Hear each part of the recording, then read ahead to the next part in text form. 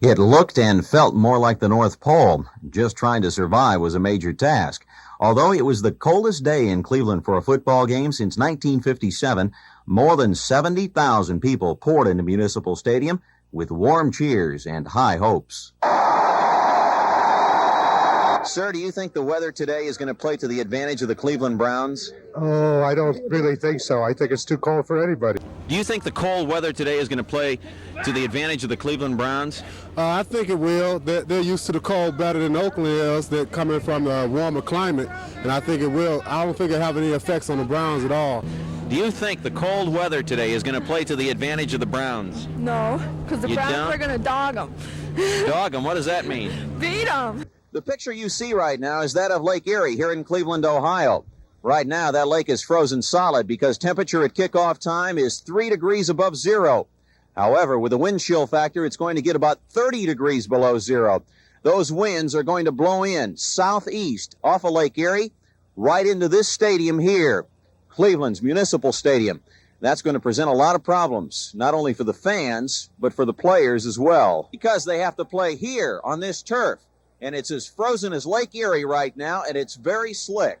You know, in talking to Al Davis, the owner of the Oakland Raiders, prior to the ball game, he said it's too bad that this football game has to be played in these type of conditions because there is so much at stake. There is so much on the line in a playoff game, and it very well could play in favor of the Cleveland Browns. It was the coldest day in Cleveland since 1957, 1 degree above zero, the wind chill factor 15 below, and no one could get on track in this playoff game because of the frozen, icy field here at Municipal Stadium. But the first big break of the ball game occurred late in the second period. Jim Plunkett, looking for his wide receiver, Bob Chandler, picked off by number 28, Ron Bolton. He races 42 yards for the touchdown. But then Don Cockroft, who was 2 for 2 in the field goal department, had his PAT blocked by Ted Hendricks, and it was 6-0 Browns.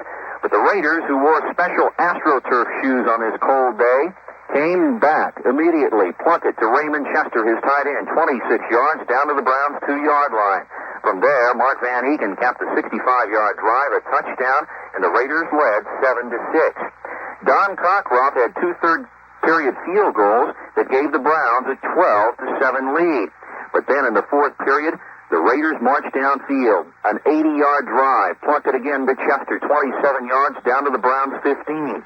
Van Eegen again with his second touchdown of the ball game, and the Raiders took a 14-12 lead, 9:22 left in the ball game.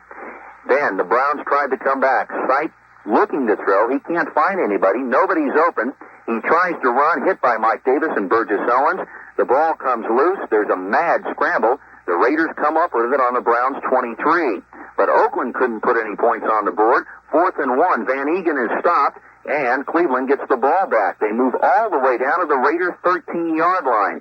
18 seconds left. Unbelievably so, Sipe looks to pass on this play, looking for Ozzie Newsome in the end zone, picked off by Mike Davis.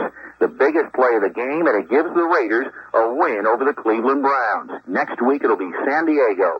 Let me ask you, Mike, were you at all surprised the fact that Sipe threw in that kind of a situation late in the ball game, down deep in your own territory? He didn't have to throw the ball.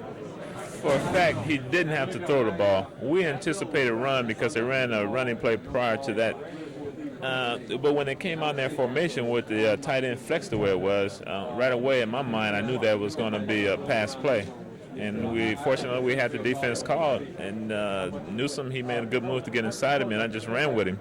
And Burgess was in the post after Newsome's route. And when he cleared the weak safety, Sipe threw the ball, and I don't know if he ever saw me. Well, Mike is a tough, just a very tough, tenacious, and courageous player, and he's come a long way in the few years that he's been in the league, and he's one of our leading tacklers, and plus he's just a great competitor.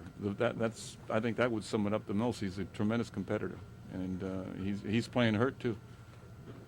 Well, he's had a shoulder that's bothered him almost the whole season. That occasionally he'll have to come out of a game, but. He came up with a big play. I know you've waited for this moment for a long time to play in an AFC championship and get a shot at the Super Bowl. I'd like to know your feeling right now inside. What's going through your mind? Hello, John. I'm looking forward to next week playing San Diego and just doing the best job we possibly can. What's the feeling like inside? No, we're happy. Oh, I'm excited. We're all excited. We're looking forward to that game next week. I want to ask you about the weather and how much of an effect it had on your game plan, how much of an effect it had on the Oakland Raiders, because there was a lot of talk about that before the game. Well, everyone in this town was talking about it, but we weren't buying it. It had no effect on our game plan, but what the weather did was it froze the field and we had no footing. And that was the only thing that bothered us, was no footing. You had to wear AstroTurf shoes. Well, we started out with regular cleats. We filed them down to a point. We went to steel tip, then we went to AstroTurf. When we went out, I wanted to know what those guys were wearing over there. We went up to warm up. And so somebody said, well, they were all wearing AstroTurf shoes. And we said, well, maybe that might be a part. Maybe they're trying to get us to change over.